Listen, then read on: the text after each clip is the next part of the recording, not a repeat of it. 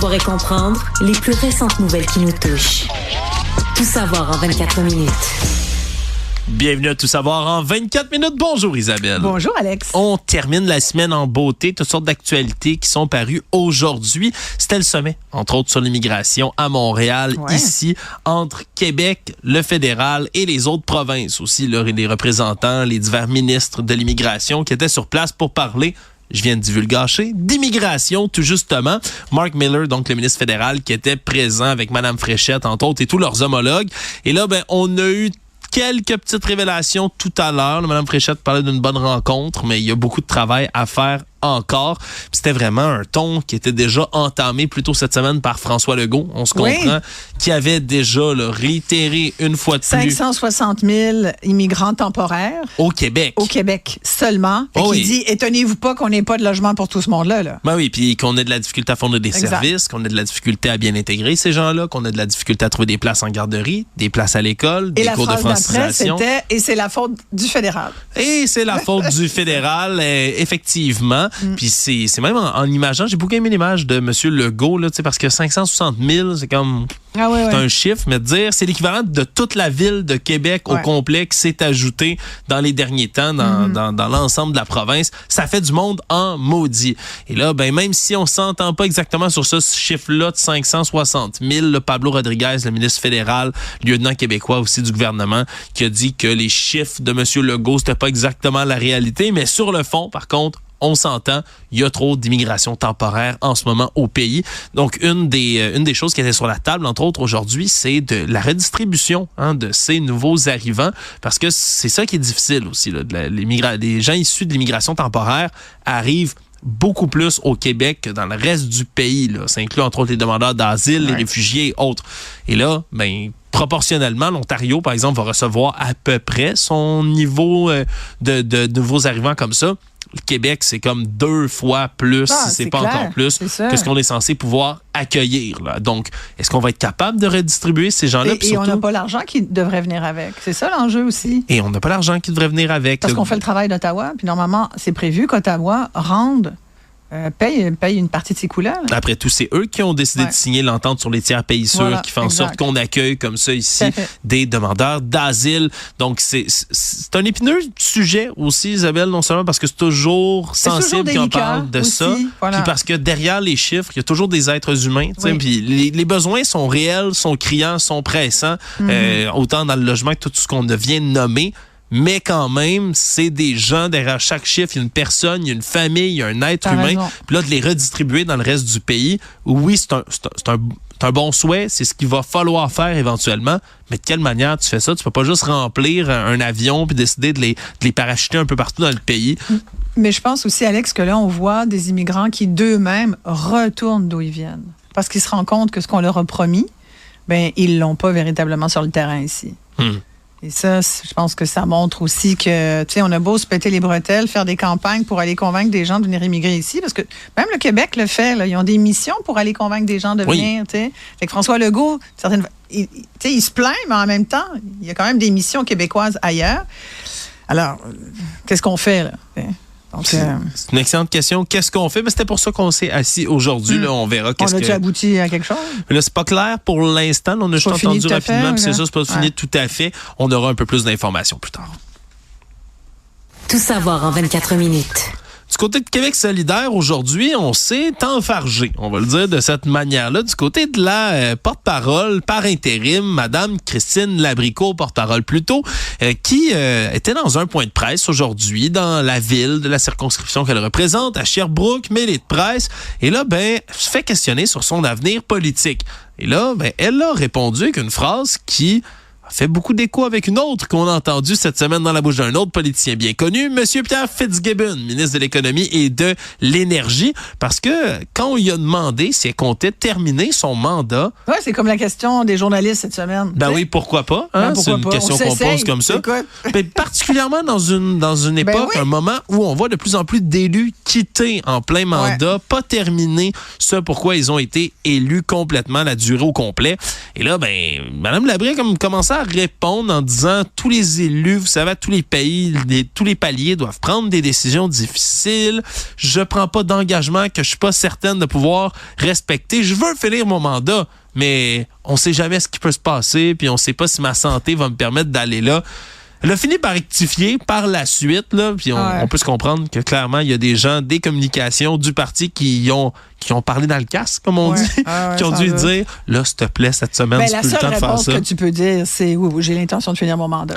Oui. Prochaine question, merci. Oui, puis on se comprend. Si on a droit à des réponses comme celle-là cette semaine. Comme Fitzgibbon le disait, vous le saurez le matin même si jamais je finis pas. Ben voilà. Quand même assez.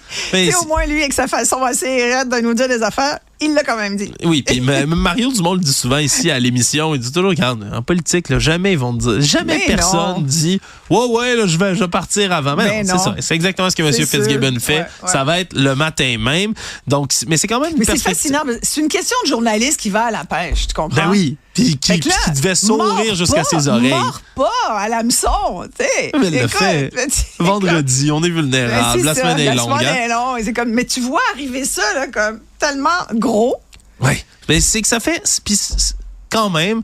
Ça pousse à réflexion, là, parce que nos élus qui c'est surtout que Québec solidaire a eu une grosse semaine. Là. Oui, c'est une grosse semaine. C'est surtout ça aussi, c'est dans cette mouvance-là. Oui, Émilie Lessard-Terrien a brassé pas mal la cage en quittant, en claquant la porte. Il y a eu la lettre aussi, là, pas plus tard que 40, jeudi. 40 signataires, des ex-candidats de Québec solidaire. Bref, c'est une grosse semaine, comme tu le dis, mais ce que moi je retiens également de ce point de presse-là de Mme Labrie, c'est qu'elle n'a pas fermé officiellement la porte à une éventuelle candidature à la mairie de Sherbrooke en 2025. C'est ça. Parce que la mairesse actuelle de Sherbrooke, là, Evelyne Baudin, elle a déjà annoncé qu'elle n'allait pas se représenter aux élections de 2025. Puis on rappellera qu'à l'automne dernier, en octobre 2023, elle avait dû prendre une pause en raison d'un épuisement professionnel. Donc, c'est pas facile quand même, là, la vie des élus. Là, je sais qu'on passe beaucoup de temps à parler de leur augmentation de salaire, puis leurs belles conditions, puis son gras dur. Puis... Non, oui, c'est du gros travail, là, sincèrement. Là. C'est tout un travail pour beaucoup de personnes. Puis avec la pression actuelle aussi, là, les réseaux sociaux, les insultes, les gens qui sont pas contents, ça devient aussi difficile physiquement que mentalement, je crois. Donc, il y a 10% des élus qui ont démissionné, je pense l'année dernière ou depuis les 12 derniers mois, quelque chose comme ça. C'est beaucoup, des statistiques quand même assez alarmantes. Il en restera plus grand monde là, pour aller nous représenter. Ça, c'est sûr que... Alors qu'on y aille. Ah oui? Mais non, on dit un scoop? On est-tu à la pêche? Isabelle Maréchal. C'est vendredi. Ne me posez pas de questions. Je veux dire comme un politicien, ne jamais dire jamais. Ne jamais dire jamais. Ouais, je te verrais nettoyer la ville de Montréal, Isabelle. On a tellement parlé de rats et de déchets cette semaine. Je te verrais... Tu devrais... Un bel emblème, là, une trappe à rats dans les mains comme ça, comme emblème politique, là, comme symbole de parti. Michel Gauthier, à l'époque, m'avait dit, Feu, chef du Bloc, m'avait dit, si tu vas un jour en politique, vas-y au fédéral, vas-y pas au municipal. Parce qu'au municipal, tu vas gérer des égouts puis des comptes. Alors, voilà. Et tu veux une autre citation d'un politicien qu'on aimait bien? Bien sûr. Jean Lapierre m'avait dit, en politique, on y va quand on n'a rien à prouver ou quand on a tout à prouver. Donc, tu y vas jeune ou tu y vas quand ta carrière est faite. Ça, moi, j'aime bien des grandes citations de politiciens. C'est une belle citation, effectivement, du regretté Jean Lapierre, tout à fait. Revenons à cette vidéo qui a fait le tour du web là, de 7 enfants, 4 ans, qui a été happé de plein fouet par une cycliste là, jeudi matin cette semaine dans l'arrondissement du plateau Mont-Royal parce que le service de police de la Ville de Montréal a annoncé aujourd'hui officiellement avoir ouvert une enquête autour de cet événement-là. Heureusement, je rappelle, la fillette n'a pas été gravement blessée, même si sa mère parle d'un traumatisme. Là. Elle est traumatisée par cet événement-là, la petite cocotte. Sinon, semble-t-il qu'elle s'en soit bien tirée. Mais là, ce qu'on veut essayer de comprendre et de déterminer du côté de la police, c'est si la cycliste, pour l'instant, c'est même pas clair. Oui, mais ça a l'air que c'est une cycliste, mais peu importe. Eux parlent d'une cycliste. La vidéo semblait montrer une cycliste, mais ne sommes-nous jamais vraiment certains. Et on veut continuer à élucider exactement. Ouais, on revoit les images. Moi, ça me... c'est vraiment, vraiment dur. C'est vraiment dur à voir. Il y avait le témoignage de la mère, justement, de la fillette qui disait que la petite fille était traumatisée. Oui. Traumatisée. Mais ça a l'air que c'est pas la première fois que sur cette rue, il paraît qu'il y a d'autres enfants du quartier qui sont fait frapper par des vélos. Oui. Puis là, c'est sûr, À base, c'est impardonnable de ne pas s'arrêter quand il y a un autobus jaune. Hein. C'est valide aussi pour les cyclistes, pas juste pour les automobilistes qui circulent. Pas juste quand il y a un autobus. Là, c'est non, c'est ça. Mais puis quand on voyait sur les images, là, il y a quelques instants, moi, je vois surtout la petite fille, elle sort de comme derrière des autos. Tu sais, la piste cyclable est comme juste l'autre côté. Fait qu'est-ce qu'on voit pas la petite fille en raison de la voiture? Mais elle voit l'autobus. Mais c'est ça. Avec les espèces de panneaux qui sont vraiment sortis, tu sais. Ouais, exact. Regarde, on le revoit, là. Ouais, elle est juste là, sur le bord du trottoir. Avance, ouais, c'est ça. L'autobus, il est visible et on voit qu'il y a quelqu'un qui sort. Il y a quelqu'un, tu sais, il y a un autre adulte qui est là, qui s'avance. Donc, normalement, comme cycliste, tu dois freiner en voyant. Regarde, écoute. Mais la spéculation qui a lieu aussi là, beaucoup sur le web, c'est que la cycliste, on va dire la cycliste pour la forme, soit écoutait quelque chose, soit était sur son téléphone en train de circuler. Si c'est le cas, à ce moment-là, on pourrait émettre des constats d'infraction à la cycliste en question si on réussit à prouver tout ça. Donc, la police ouvre une enquête. On verra là, s'il y aura des constats émis dans cette histoire-là. Mais c'est sûr que ça amène quand même, ça pousse, je pense, tout le monde. Plus grave que ça. Heureusement que l'enfant n'est pas plus blessé. Là. Il semble que les petites blessures mineures, c'est sûr qu'elle doit... Écoute, traumatisme est évident. Ça te brasse un tout petit peu. Non, mais il rentre très fort, le vélo. Ouais, t'as peur des pistes cyclables pour un petit bout, si on peut se comprendre. En espérant quand même que ça pousse un peu tous les cyclistes montréalais à regarder. Nous faire la leçon un peu, tu sais, puis nous dire, il faut faire attention. Ça nous permet de discuter de ça, puis de dire, il faut partager la route. Il faut être plus civil. Il faut prendre notre temps. Il faut avoir des yeux partout. Oui, absolument. Si c'est pas pour vous, faites-le pour les autres. Ah, mon Dieu, tellement. Économie. Je poursuis dans les nouvelles judiciaires avant de passer à l'économie, Isabelle, parce que on a 3 membres d'un commando de voleurs de voitures qui ont été arrêtés. Mais c'est toute une histoire parce que c'est comme certains des membres manquants d'une escouade qui a fait beaucoup jaser d'elle en raison des images qui sont elles aussi devenues virales sur les réseaux sociaux. Je rappelle, ça se passait dans l'après-midi du 7 avril dernier. Les images de l'intervention policière qui avait été filmée par un citoyen et qu'on voyait 2 policiers qui étaient honnêtement débordés, décontenancés, qui essayaient là d'intercepter à pied. On peut revoir les images. Essaie d'intercepter à pied des voleurs de véhicules. En plein jour à Montréal. Ben oui, un vol de véhicule en plein jour à Montréal. La loi et l'ordre. Ben oui, puis il manque juste la musique. Exactement. Il manque juste la musique, celle-là ou celle de Fast and Furious, quasiment. Alors que les animateurs chantent ici, il manquait ma collaboration. Oh, oui, exact. Voilà, c'était Isabelle Maréchal. Ne quittez pas la chanson. C'était pas ma meilleure. M'en me reprendre, vous inquiétez pas. M'en revenez. Écoute, dans ces images-là, on voyait vraiment les voleurs là, qui se faisaient courir à pied par les policiers. Une BMW noire, entre autres, là, qui se met à faire des manœuvres épouvantables pour essayer d'échapper à la police. Des manœuvres, quand je dis épouvantables, tellement dangereuses. Là, circulent notamment à reculons directement sur le trottoir de la rue. Là. Ensuite, se retourne à l'envers dans un sens inverse. Et là, 4 jours après cet événement-là, il y a 2 suspects qui avaient été arrêtés à bord de la BMW noire sur l'autoroute 440. Intervention policière spectaculaire, là, d'ailleurs, sur l'autoroute. Mais on a procédé à 3 autres arrestations supplémentaires dans le même dossier parce que c'était un commando complet. C'est ce qu'on comprend, de voleurs qui prenaient plusieurs véhicules en même temps dans le centre-ville. Et tu l'as dit, en plein jour, Isabelle. C'est fou, ils sont là. Plus gênés. Opération concertée. Et là, il y a 4 véhicules suspects quand les policiers sont intervenus, 4 qui essayaient d'échapper. Là, on voyait, la BMW noire, les gars ont été arrêtés, mais il y en avait 3 autres de ces véhicules-là qui partaient dans tous les côtés, puis c'est des véhicules qu'on croit évidemment volés. Direction Vieux-Port de Montréal? Direction Container? Fort probablement, ça ou l'Ontario, Isabelle, un de ces 2 endroits-là, c'est très certain. Et là, il y a même un des suspects qui avait heurté un des policiers avec son véhicule à ce moment-là dans la fuite. Et là, l'enquête a permis de traquer une de ces personnes-là, un suspect de 18 ans, Jordan Saint-Pierre, de son charmant nom, dans une résidence du centre-ville de Montréal. Tiens, qu'est-ce qu'ils ont trouvé chez lui aussi? Des outils qui servent à cambrioler, des véhicules. 2 autres suspects le 8 mai dernier, eux dans un établissement là, de l'arrondissement d'Outremont. Et là, on l'arrête là-bas. Tout savoir en 24 minutes. C'est le GTI, le groupe tactique d'intervention, qui est venu procéder à l'arrestation. Donc, on se comprend que les 2 jeunes, le 25 et 20 ans dans cette histoire-là, un qui s'appelle Honoris Joseph, l'autre qui n'a pas encore comparu, donc on ne connaît pas encore son identité. Ils ont dû faire le saut, quand le GTI débarque chez vous... ça fesse, hein, règle générale. Est-ce que c'est cette image qu'on a vue sur les réseaux sociaux? Je ne sais pas si tu as vu qu'il y a une image avec le groupe d'intervention qui rentrait dans un immeuble. Ah, bien, ça se pourrait fort bien que ce soit ça. Isabelle, ils n'interviennent pas nécessairement tous les jours. Là. Puis ça se pourrait fort bien que ce soit là. Ouais. Puis tiens, qu'est-ce qu'on retrouve encore chez eux? Matériel servant à cambrioler des véhicules. Donc, c'est beaucoup de chefs d'accusation qui tombent sur ces jeunes hommes-là. Vol de véhicules, recel, fuite, conduite dangereuse. Et aussi, il y en a un d'entre eux, celui, entre autres, qui conduisait le véhicule qui a frappé un policier. Mais lui, c'est chef d'accusation d'agression armée, non-respect de conditions également qui s'ajoute. Donc oui, il y a beaucoup de vols de véhicules à Montréal, mais la bonne nouvelle, Isabelle, c'est que parfois, on réussit à en pincer. Tout savoir en 24 minutes.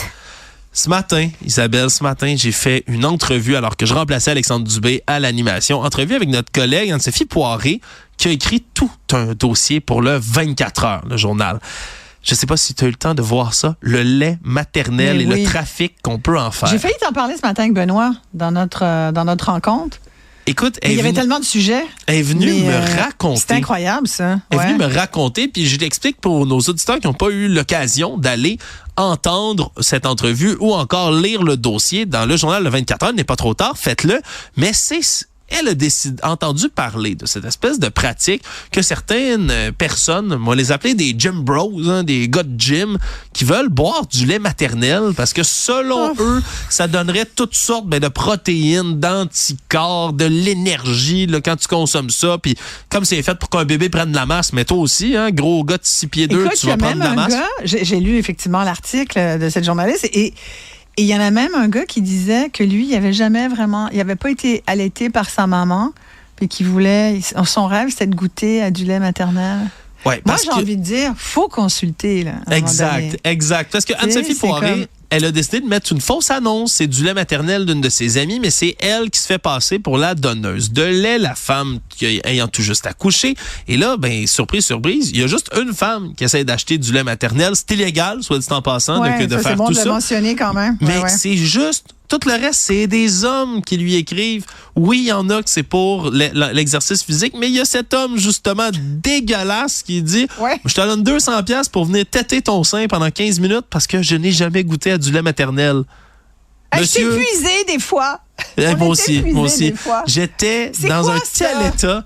C'est quoi ça? Tu sais que c'est un mème sur Internet. C'est un mème, là, tu parlais de thérapie. C'est un mème sur Internet, ça dit « Les hommes préfèrent faire...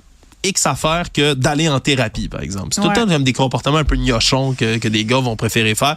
Là, les gars préfèrent acheter du lait maternel sur Internet que d'aller en thérapie. Les boys, faites quelque chose. C'est tout ce que j'ai envie de dire. Tu sais qu'il y a eu la mode il y a très longtemps, là, je ne sais pas si ça court encore, mais la mode, c'était de manger ton placenta quand tu avais accouché. Tu sais, t'enquêtes dans... Ouais. Alors, c'était ça. Je sais pas si c'est encore... Une omelette avec, puis... une bonne omelette, là. Hein? Ouais. Que... Là, tu arroses ça, tu as un petit verre de jus maternel en même temps. Mettons, t'es circoncis à naissance, tu le gardes-tu pour te faire un petit bacon, écoute, quelque chose? Là, tu vois, on a trop d'images. Oui. C'est le moment qu'il faut qu'on arrête, hein? Oui, c'est ça. On passe ça à d'autres choses. Tout savoir en 24 minutes. Rapidement, Isabelle, ce soir, ça pourrait être, tout comme le reste de l'été, une très belle soirée pour observer, attention, des aurores boréales. Oui. Mais jusqu'ici, dans le sud du Québec, jusqu'à Montréal, si vous avez un peu de chance, c'est sûr, la pollution lumineuse rend ça... plus difficile. Puis il y en a beaucoup. Mais si vous sortez un tout petit peu de la ville, vous êtes moins énervant dans un endroit qui peut être un peu moins éclairé, mais vous pourriez voir des aurores boréales. Là, vous allez me dire, d'habitude, c'est juste dans le nord du Québec. Oui, d'habitude, mais il se trouve que ce soir, jusqu'à demain, on va expérimenter une tempête solaire particulièrement majeure sur le Québec. Mm-hmm. Donc, c'est l'activité solaire, c'est des déjections de soleil. À certains moments, là, c'est un cycle. On a de ces éruptions, de la masse coronale de l'intérieur du Soleil qui est projeté vers notre planète, heureusement. On a notre champ électromagnétique qui protège la Terre et en frappant les hautes atmosphères de la planète, ces particules de gaz-là vont arriver jusqu'ici et c'est ce qui crée les aurores boréales, en règle générale. Mais quand on a comme ça une tempête solaire, ça vient frapper plus à des endroits où, règle générale, il n'y a pas de ces particules qui viennent frapper, ce qui fait en sorte qu'on pourrait voir beaucoup plus au sud, cette fois-ci, des aurores boréales. Mais attention, ça vient également avec certains désagréments. Il y a des possibilités, entre autres, que ça vienne dérégler le GPS, l'Internet et même des pannes de courant au Québec pour comme pas de raison. En fait, c'est la tempête solaire. Wow. C'est magnifique, les aurores boréales. T'en as déjà vu? Ah, oui. J'ai jamais eu cette chance. J'ai fait un peu de plongée, même pas mal de plongée au Québec. Et je me souviens d'une soirée, une plongée de nuit magnifique dans le bas du fleuve. Tu fais ça dans l'eau, puis c'est du plancton là, qui s'allume. On sortait, on était tout en wet et tout. Puis quand on est sorti, le ciel était violet et vert fluo. Wow. C'était, là, je te jure, là, c'est dans mon film de fin de vie. C'était magnifique. Je comprends. Je t'entends. Juste comme... On a été estomaqués de voir l'éclipse solaire. C'est du même registre. C'est le genre d'événement là, que tu vois une fois dans ta vie. Là. C'est magnifique. Donc, en espérant, si vous êtes chanceux, si vous avez un endroit là, assez propice, puis évidemment, plus vous êtes au nord, quand même, plus vous avez de chance. Mais mettons les Laurentides, là, un peu loin, éloigné de la pollution lumineuse, vous pourriez voir ça. Disons que tout l'été, on va être dans ce cycle-là. Donc, il y a des chances de voir des aurores boréales. Économie. Isabelle, es-tu une fan de la sriracha? La sauce? Oui, la sauce. Certainement. Ah, ben ouais, j'adore ça. J'en mets trop, d'ailleurs. J'en mets trop partout. Je suis un fan fini, inconditionnel. Je pense qu'il y en a beaucoup de ça au Québec et ailleurs dans le monde là, qui peuvent plus se passer de leur belle sauce rouge avec le capuchon vert. Ben, vous n'êtes sûrement pas sans savoir, dans ce cas-ci, qu'il y a des pénuries assez régulières de la fameuse sauce sriracha. Ben oui, c'est arrivé les dernières années, Isabelle. Ben oui. Ça m'étonne que quelqu'un qui suive autant l'épicerie comme toi n'ait pas remarqué ça parce que vraiment, dans les dernières années, puis surtout là, après la pandémie, il y a des grosses périodes où il n'y avait plus de cette fameuse sauce. Moi, je l'ai 2-3 tout le temps d'avance. C'est ça. Tu t'es prise d'avance. La commande Costco est bookée. Prends ton loc parce que si tu fais trop d'abus, ça t'en prend aussi. Parce que voilà. Exactement. Mais c'est une pénurie de piment, de jalapeno rouge d'hiver qui est à l'origine de tout ça parce que dans le nord du Mexique, on a des sécheresses qui viennent frapper puis qui empêchent la production ou qui diminuent de beaucoup ces productions-là. Un point tel où la compagnie qui fait l'original, la sauce sriracha originale, Hoi Fong Foods, qui est basée en Californie, sont obligés d'annuler des énormes commandes parce qu'ils n'ont pas assez de piment pour être capables de produire leur sauce. Mais heureusement, on a une compagnie québécoise qui en fait ici au Québec. C'est la première fois que j'entendais parler de ça. Fire Barns, qui font toutes sortes de sauces piquantes au Québec, viennent d'investir 1 million de dollars pour agrandir leur usine. Et là, vont faire quelque chose comme 20 000 bouteilles par jour de la sauce Fire Barns. Et c'est donc pour dire que ceux qui sont inquiets, comme toi et moi, d'une éventuelle pénurie puis de pas avoir leur sauce, il y a une sauce québécoise juste ici, qui d'ailleurs maintenant produisent au-dessus de 40% de leurs ressources là, de piment rouge au Québec. C'est en Montérégie qu'ils font ça. Donc, les piments poussent ici en serre, j'imagine? Ils commencent en serre, puis ensuite, ils les déplacent, puis ils font pousser dans un champ. Donc, ils transplantent jusque-là. Donc, c'est intéressant de savoir qu'on fait pousser nos propres piments ici, puis que c'est pas juste au Mexique qu'on peut avoir des jalapenos rouges. C'est magnifique. C'est magnifique. Ça, c'est beaucoup plus écologique. Oui, puis la pénurie est sauvée. Local, oui. Puis, tu te souviens, tu parlais de pénurie pendant la pandémie. Moutarde, les graines de moutarde, on s'est rendu compte que ça venait d'Ukraine. Beaucoup c'est un des premiers pays producteurs de moutarde. Un deuxième ou troisième, le Canada aussi. Les provinces Manitoba, Alberta, je pense. Mais ici, il y a un gars, je ne sais pas si tu t'en souviens, qui avait acheté des stocks de graines de moutarde puis qui faisait la moutarde ici. Oui, c'est vrai. Puis il y avait une moutarde ici. Je me souviens plus de son nom, mais bref, il faut être débrouillard. Oui, puis faire pousser des trucs au Québec, s'il y a bien un bon côté avec les changements climatiques, c'est que puis la culture en serre, moi je comprends pas qu'on n'encourage pas plus ça. Ça commence, là. Ça commence, heureusement. Le monde. En terminant, Isabelle, aujourd'hui, à l'Assemblée générale de l'ONU, toute une résolution qui est passée avec une majorité écrasante pour juger que les Palestiniens mériteraient d'être membres à part entière de l'Organisation des Nations Unies. Ça va leur donner, là, c'est une décision qui est somme toute assez symbolique, mais qui va leur donner quand même quelques droits supplémentaires.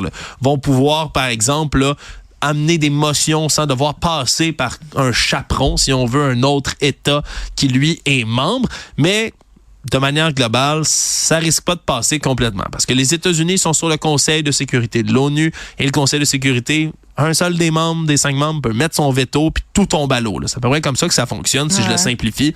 Et malheureusement, les États-Unis, eux, tant qu'il n'y a pas un accord bilatéral là, entre Israël et la Palestine, refusent que la Palestine devienne un État membre à part entière, mais quand même. Donc, ça, c'est un petit progrès. C'est surtout symbolique, mais un moment où Rafah là, se prépare à être victime de l'assaut des forces armées israéliennes qui ont promis, malgré un manque de soutien là, des autres États membres, ont décidé qu'ils allaient mener quand même l'assaut sur Rafah. Alors, ça a été, quand je dis c'est écrasant, c'est 140 voix pour, 9 seulement contre, 25 abstentions. Dans les abstentions, attention, le Canada en faisait partie. C'est donc abstenu sur ce vote-là. Oui, c'est abstenu sur ce vote-là. Donc, les Israéliens qui étaient sur place, eux, absolument furieux de cette décision-là, disent que c'est comme venir cautionner là, les assauts du 7 octobre, etc., etc. Bref, les tensions au Moyen-Orient, c'est loin d'être réglé, Isabelle, malheureusement. Ben là, est-ce que c'est tout savoir en 24 minutes, émission accomplie? C'est mission accomplie. Alex, bonne bravo. fin de semaine. Yes!